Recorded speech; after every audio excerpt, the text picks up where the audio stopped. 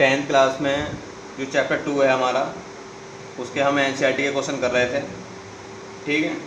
और कुछ क्वेश्चन हम कर भी चुके थे इसमें, तो जो हमारे पास क्वेश्चंस हैं उन्हें और आगे बढ़ा रहे हैं, ठीक है।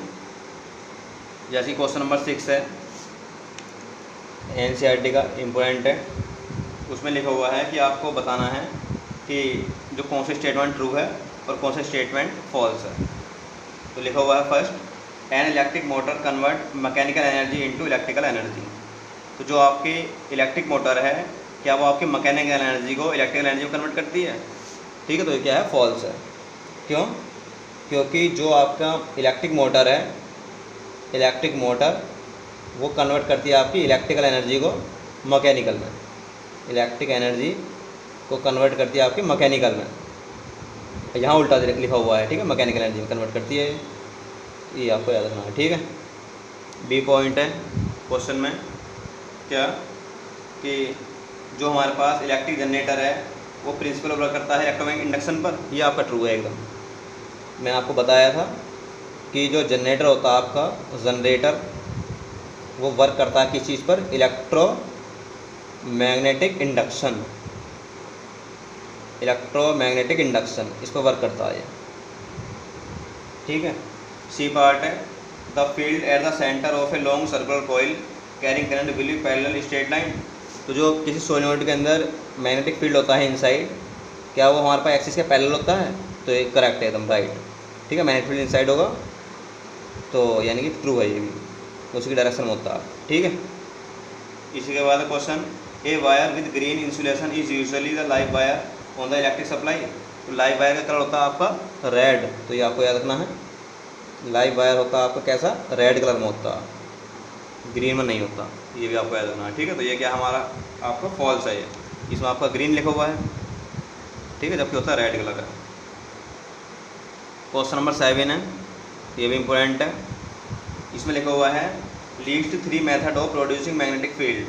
आपको 3 मेथड बताने हैं जिनसे आप मैग्नेटिक फील्ड प्रोड्यूस कर सकते हैं। तो आप एक तो मैग्नेटिक फील्ड प्रोड्यूस कर सकते हैं किसी इलेक्ट्रोमैग्नेट से, नाम लिख सकते हैं इलेक्ट्रोमैग्नेट, इससे आप प्रोड्यूस कर सकते हैं। सेकेंडली आप सोलेनोइड से कर सकते हैं, सोलेनोइड से। और थर्ड पार्ट ये है कि अगर आपके पास कोई भी एक वायर है तो वायर में आप करंट फ्लो कर दीजिए, और करंट फ्लो होने से क्या होगा, वहाँ पर भी जनरेट होगा एक मैग्नेटिक फील्ड, ये है मैग्नेटिक फील्ड। बाकी आप एक मैग्नेट से भी कर सकते हैं मैग्नेटिक फील्ड जनरेट, ठीक है, परमानेंट मैग्नेट से। तो इलेक्ट्रोमैग्नेट से कर सकते हैं, सोलेनोइड से कर सकते हैं और वायर से कर सकते हैं, ठीक है। ये आप लिख सकते हैं 3 मेथड। इसके बाद हमारे पास जो क्वेश्चन नंबर इसमें 8 है, उसमें लिखा हुआ है, how does a solenoid behave like a magnet. आपको ये बताना है कि सोलेनोइड किस तरह बिहेव करती है मैग्नेट के जैसा। Can you determine the north and south pole of current carrying solenoid with help of a bar magnet, ठीक है। तो आपको ये बताना है। तो जो हमारे पास कोई भी एक सोलेनोइड होती है, ठीक है, वो हमारे पास बिहेव करती है बार मैग्नेट की तरह, क्योंकि उसमें एक नॉर्थ पोल बन जाता है और एक साउथ पोल बन जाता है, ठीक। तो अगर आपको डिटरमाइन करना है कि नॉर्थ पोल और साउथ पोल कौन से हैं, तो इसके लिए आप क्या काम करेंगे, इसके लिए आपको जो सोलेनोइड है उसे कनेक्ट करना पड़ेगा पॉजिटिव टर्मिनल से, ठीक है, जो कि साउथ पोल की तरह बिहेव करेगा।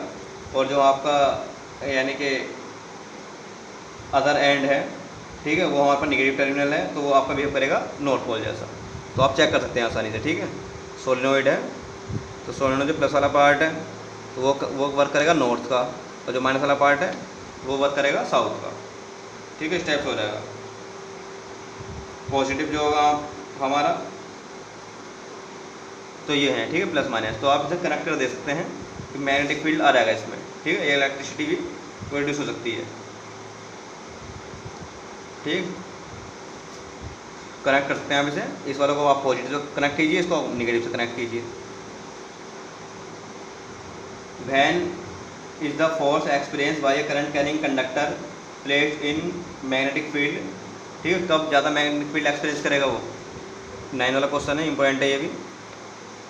तो अगर कोई भी करंट कैरिंग कंडक्टर 90 एंगल पे रखा हुआ है मैग्नेटिक फील्ड के, तब उस पर हाईएस्ट फोर्स लगेगा। ठीक है, परपेंडिकुलरली किसी भी कंडक्टर को अगर आप 90 एंगल पर एंट्री कराते हो मैग्नेटिक फील्ड में, तो उस पर हाईएस्ट फोर्स लगेगा, एफ मैक्सिमम फोर्स लगेगा उसके ऊपर मैक्सिमम। कितने एंगल पर? 90 के एंगल पर। ये भी आपको याद रखना है, ये भी इंपॉर्टेंट क्वेश्चन है। इसके बाद क्वेश्चन नंबर जो आपका 11 है, उसमें आपको इलेक्ट्रिक जनरेटर का डायग्राम बनाना है, प्रिंसिपल लिखना है, वर्किंग लिखनी है, तो आप लिख सकते हैं। ठीक है, मैंने आपको बताया था। इसी के बाद name some device in which electric motor are used, जहाँ इलेक्ट्रिक मोटर यूज होती है उनके कुछ नेम लिखने हैं आपको, तो आप लिख सकते हैं कि इलेक्ट्रिक मोटर का यूज होता है, कूलर है, मिक्सर है, वॉशिंग मशीन है, कंप्यूटर है, इन सब चीज़ों में हो सकता है, ये आप लिख सकते हैं। ठीक, इसी टाइप से कुछ क्वेश्चन 15 वाला क्वेश्चन इंपॉर्टेंट है। क्वेश्चन पूछा है कि आप कौन सा रूल अप्लाई करेंगे अगर आपको किसी स्ट्रेट लाइन कंडक्टर में डायरेक्शन निकालनी है मैग्नेटिक फील्ड की, फोर्स की डायरेक्शन निकालनी है, या करंट इंड्यूस्ड हो रही है उसकी डायरेक्शन निकालनी है।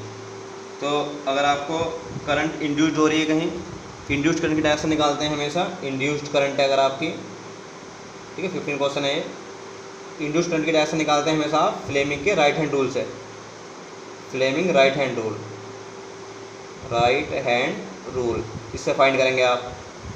ठीक है, और अगर आपको निकालनी है डायरेक्शन मैग्नेटिक फोर्स की, तो उसमें लगाएंगे फ्लेमिंग का लेफ्ट हैंड रूल। ठीक है, इंड्यूस्ड करंट निकालोगे तो राइट हैंड रूल अप्लाई करोगे, और फोर्स की डायरेक्शन निकालोगे तो फोर्स की निकालनी डायरेक्शन आपको तो लेफ्ट हैंड रूल लगाओगे, फ्लेमिंग लेफ्ट हैंड रूल।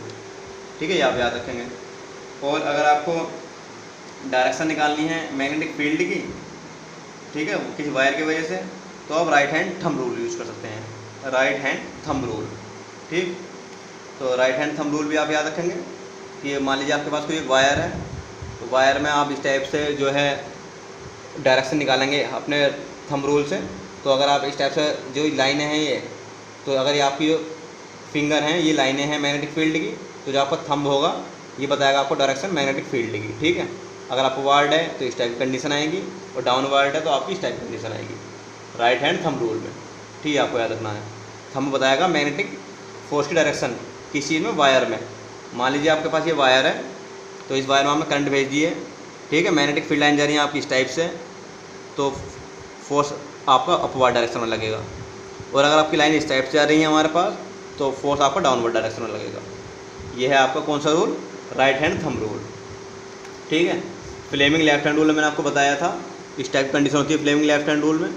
ठीक है, कि आपका फोर्स जो है ये मैग्नेटिक बताएगा आपका मैग्नेटिक फोर्स को जो थंब है, और जो वहाँ पास फोर फिंगर है ये बताएगी आपके मैग्नेटिक फील्ड को, और जो मिडिल फिंगर है ये बताएगी आपके करंट को, सिंपल करंट है ये।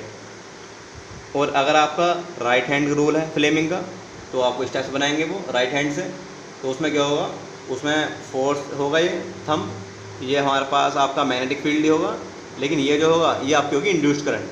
ठीक है, जो मिडिल फिंगर होगी। तो राइट हैंड रूल में क्या है, फ्लेमिंग के इंड्यूस्ड करंट है, और लेफ्ट हैंड रूल में क्या है आपका सिंपल करंट है केवल। ठीक है, और जो थंब रूल है आपका, उसमें क्या लेना है, कोई वायर होगा आपके पास, तो आपको उसी टाइप से फिंगर की डायरेक्शन करनी है मैग्नेटिक फील्ड की लाइन के अलोंग। तो ये मैंने आपको क्वेश्चन बताए जो इम्पोर्टेंट थे एनसीईआरटी के क्वेश्चन। ठीक है, इसी टाइप से आपका दे रखा है क्वेश्चन 17 में, इलेक्ट्रिक शॉर्ट सर्किट कब प्राप्त होगा। ठीक है, तो अगर आपका जो वायर हैं, पॉजिटिव वायर और निगेटिव वायर अगर आपने टच हो जाते हैं, तो उस टाइम क्या होगा, आपका सर्किट में शॉर्ट सर्किट होगा। ठीक है, किसी सर्किट में, ये आपको याद रखना है। बाकी ये चैप्टर कंप्लीट हो गया है विद एनसीईआरटी एक्सरसाइज, और इसके बाद नेक्स्ट चैप्टर देखेंगे।